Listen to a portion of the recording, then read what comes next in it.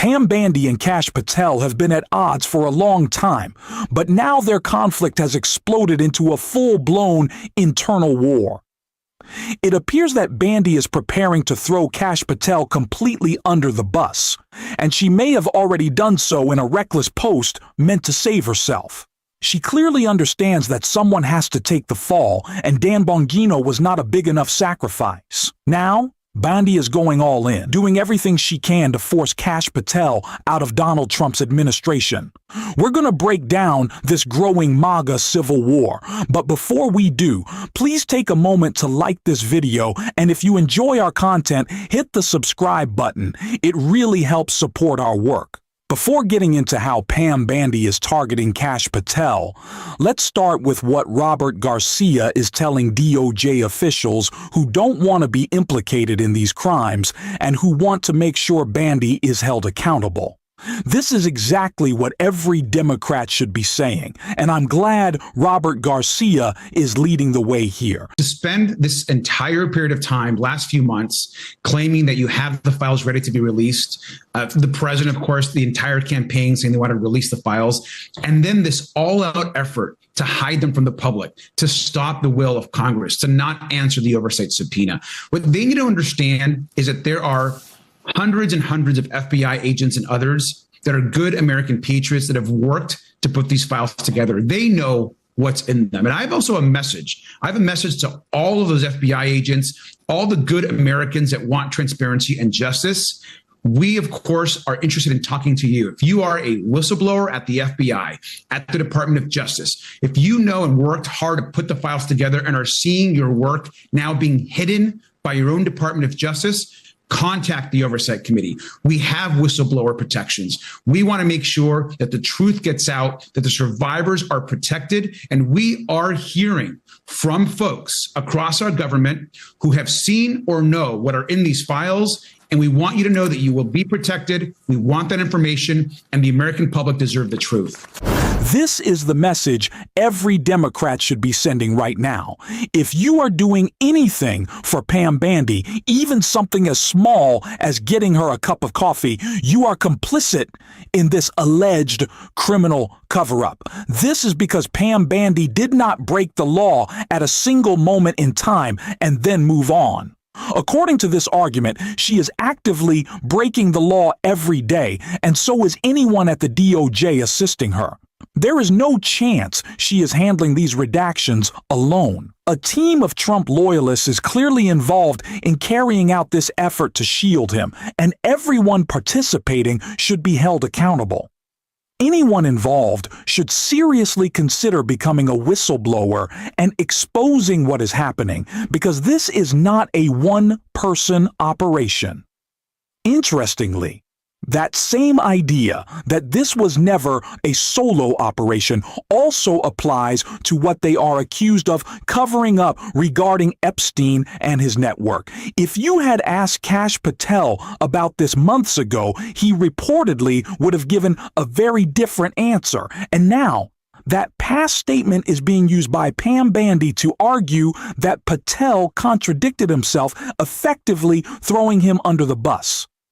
That's why this clip matters and why we need to look at it first. Released it. And let me follow up on Senator Kennedy's question, because he asked you, and I'll be very precise here.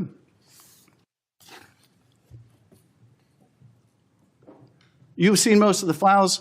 Who, if anyone, did Epstein traffic these young women to besides himself? And you said himself. There's no credible information, none. If there were, I would bring the case yesterday that he trafficked to other individuals. And Kennedy, the information we have, again, is limited. And Senator Kennedy said the answer is no one. And you said for the information we have. So is it your testimony today that in all of the Epstein files, that Jeffrey Epstein trafficked no one to anyone but himself? Is that your testimony, Mr. I never said Jeffrey Epstein didn't traffic anyone else.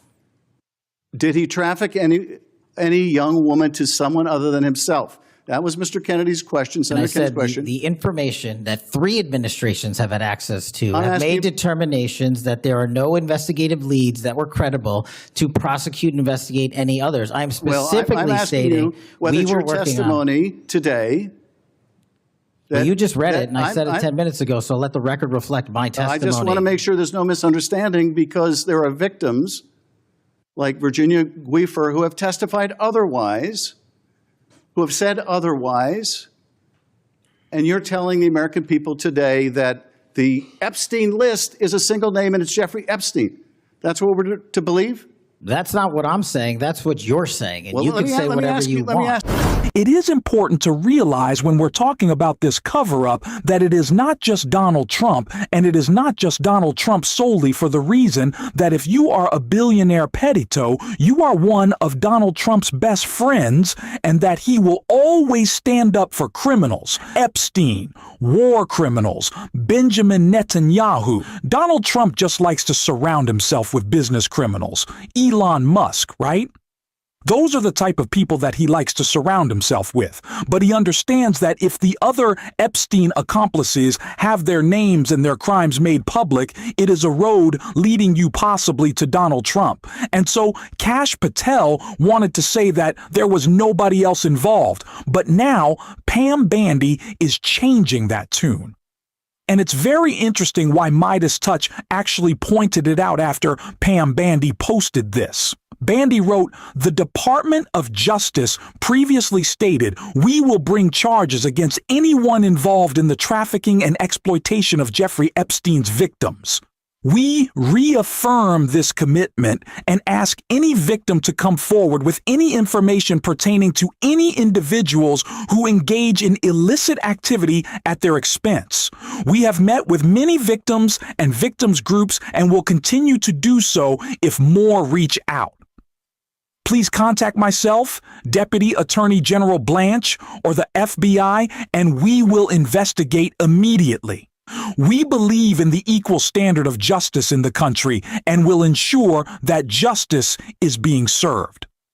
Midas Touch responded to this post writing, "Why did the FBI director say this?" Reuters reporting that FBI Chief Patel says no credible information as we saw others involved in Epstein's crimes. Kash Patel previously tried to downplay the scale of the Epstein criminal network, suggesting there was no one else involved and that nothing more was happening. At the same time, both he and Pam Bandy admitted they had access to the Epstein files, with Bandy even saying the files were on her desk and reviewed by her. Patel, meanwhile, talked on podcasts about making Epstein a priority, but clearly failed to follow through. Now, Pam Bandy is shifting her stance and asking for information about additional individuals involved in the trafficking, directly contradicting Patel's earlier claims.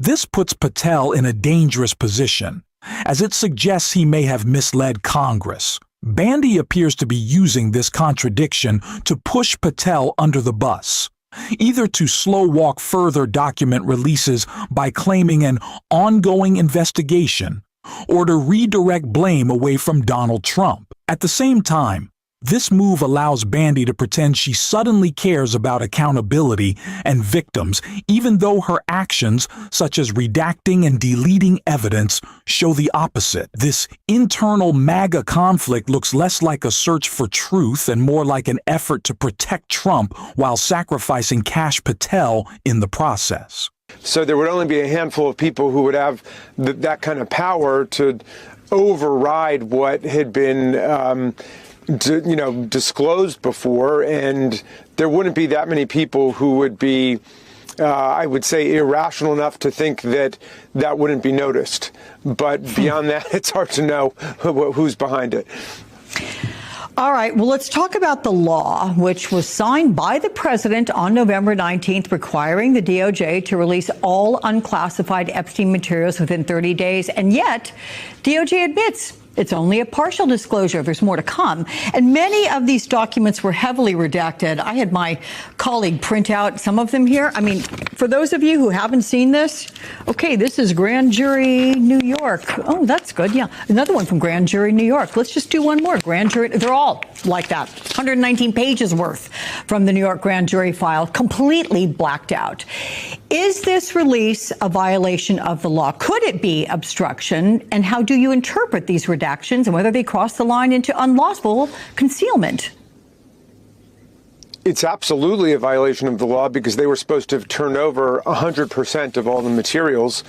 And we know that they'd been through them before because they told us back in July that they had thoroughly scrutinized all of the materials in the file and could not find any basis to think that there would be evidence upon which a prosecutor could make any other criminal cases. So we know they'd been through it. They'd also summoned something like around 1,000 FBI agents to pore over all those materials to look for Donald Trump's name and to redact his name and to bring to his attention whatever pictures, images, mentions, emails, texts there were. So they'd already been through it. It should not have been difficult for them to produce it according to the federal law, which was passed overwhelmingly by Congress and which Donald Trump purported to support. It's an obvious cover-up. There's no other way to describe it. And we're going to keep calling it out every single day on this show. If you want to support that, as always, hit the subscribe button and leave a like on this video. And if you made it to the end, drop a blue heart in the comments. And until next time, I will see you soon.